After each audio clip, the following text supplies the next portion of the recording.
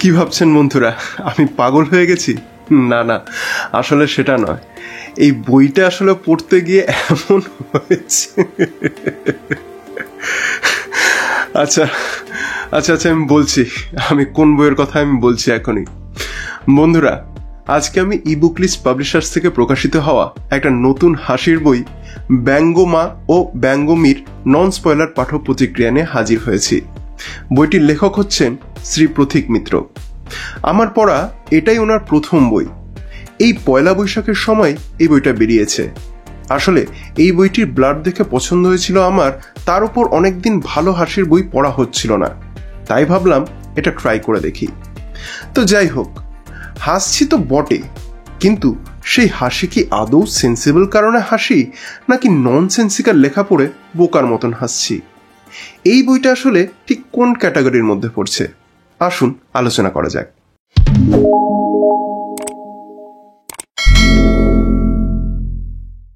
প্রথমেই আগে বইটির বিষয়বস্তু নিয়ে একটু নন স্পয়লার ভাবে জানিয়ে দিই। এই বইটিকে আমরা একজন সাংবাদিকের করা কিছু বিশেষ কাল্পনিক মানুষ বা অমানুষ বা সেই রকম কিছুদের নিয়ে ইন্টারভিউ বলা যেতে পারে। এই বিষয়টিকে একটু নিউজ রিপোর্টিং এর মতন করে বলি। ব্রেকিং নিউজ, ক্যাপ্টেন হ্যাডক কি রামভক্ত? বিরিয়ানি কি অ্যান্টি ন্যাশনাল? ড্রাকুলার হাতে কি আলতা? মোগললাল মেঘরাজ বলছে মন্দির ওয়াহি বানেগা। রাম গরুরের ছানা নাকি হাসছে। বুনিপ নাকি আবার ঘাটাল যাচ্ছে। টেনিদা নাকি জামাইকার জামাই। ভূতেদের ভোটে ব্রাহ্মণবাদ। হীরক রাজার নাকি আবার নতুন প্রোপাগান্ডা। মানুষের শিরদাঁড়া নাকি নিখোঁজ হয়ে গেছে। আর ভগবান নাকি পুরুষতান্ত্রিক।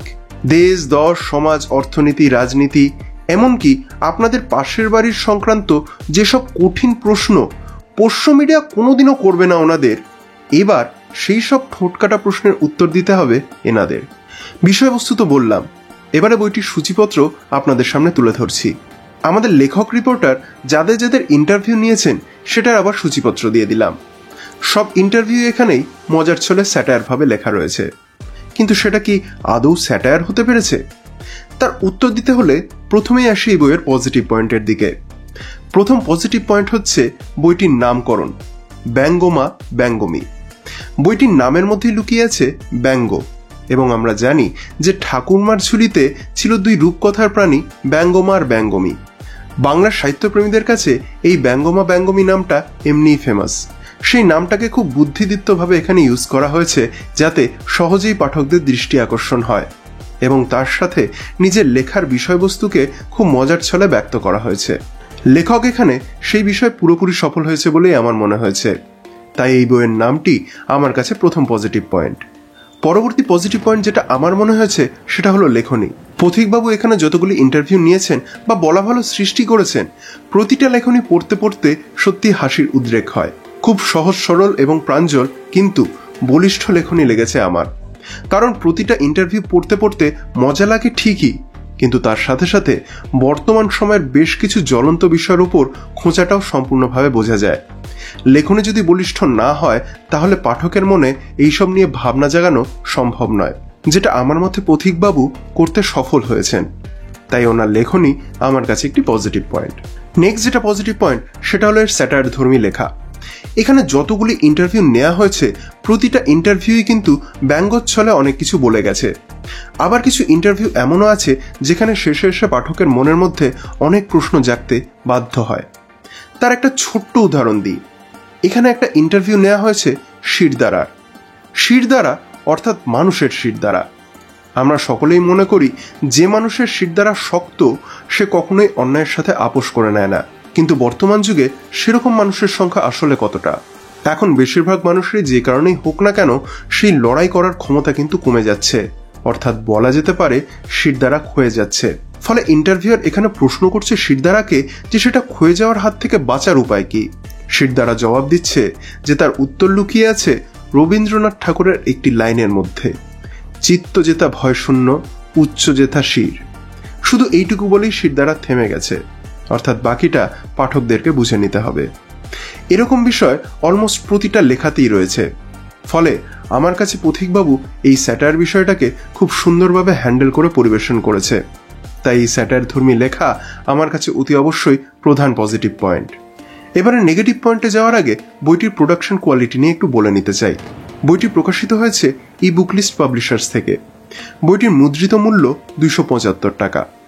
বইটিতে পৃষ্ঠা সংখ্যা রয়েছে 167। এই বইটি হার্ড বাইন্ডিংয়ে রয়েছে এবং দাম অনুযায়ী এই বাইন্ডিং আমার বেশ ভালো লেগেছে। পেজ কোয়ালিটি এবং প্রিন্টিং কোয়ালিটিও আমার খুবই পছন্দ হয়েছে। ফন্ট সাইজ যেটা ইউজ করা হয়েছে সেটা আমার খুব বেশি বড়ও মনে হয়নি বা ছোটও মনে হয়নি। মিডিয়াম ফন্ট সাইজ ইউজ করা হয়েছে, যেটা পড়তে আমার কোনো রকম কোনো অসুবিধা হয়নি। এবারে আসি প্রচ্ছদ এবং অলঙ্করণের বিষয়ে। এই দুটি ব্যাপারই করেছে সুজয় গুপ্ত। সত্যি বলতে এই ধরনের বিষয়ে প্রচ্ছদ স্টাইল দেবাশিস দেবের আর্টের মতন চয়েস করার ডিসিশনটি আমার বেস্ট বলেই মনে হয়েছে।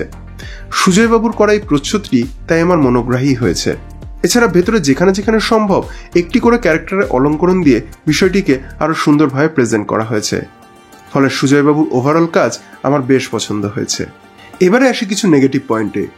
প্রথম যেটা নেগেটিভ পয়েন্ট আমার মনে হয়েছে সেটা হলো এর প্রুফ চেকিংয়ে। বেশ কিছু ইন্টারভিউয়ের জায়গা আছে যেখানে ক্যারেক্টারের জায়গাতে ইন্টারভিউয়ারের নাম চলে এসেছে এবং ভাইস ভার্সা হয়েছে।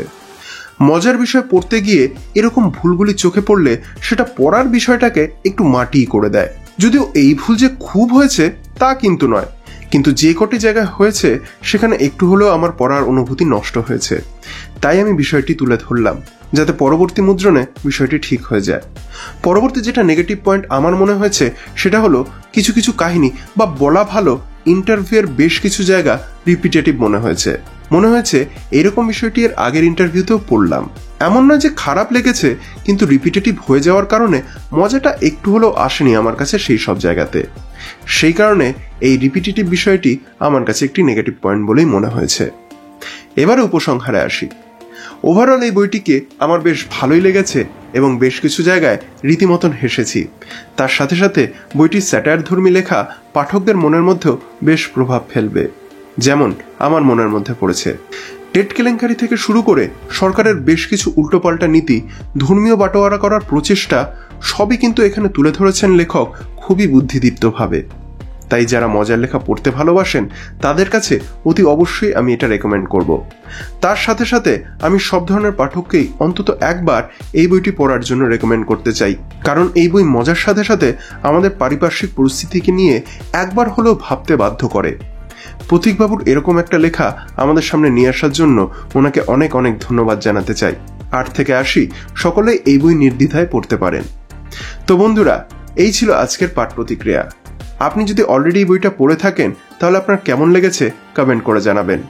আর আমার এই কাজ যদি ভালো লেগে থাকে তাহলে ভিডিওটি লাইক এবং কমেন্ট করার অনুরোধ রইল এবং তার সাথে নিজের পরিচিতদের সাথে শেয়ার করার অনুরোধ রইল। আর হ্যাঁ, আমার কাজ যদি যোগ্য বলে মনে হয় তাহলে আমার চ্যানেল বিএম বুক রিভিউ সাবস্ক্রাইব করে আমায় সাহায্য করার অনুরোধ রইল। দেখা হবে পরবর্তী ভিডিওতে। সকলে ভালো থাকবেন, সুস্থ থাকবেন।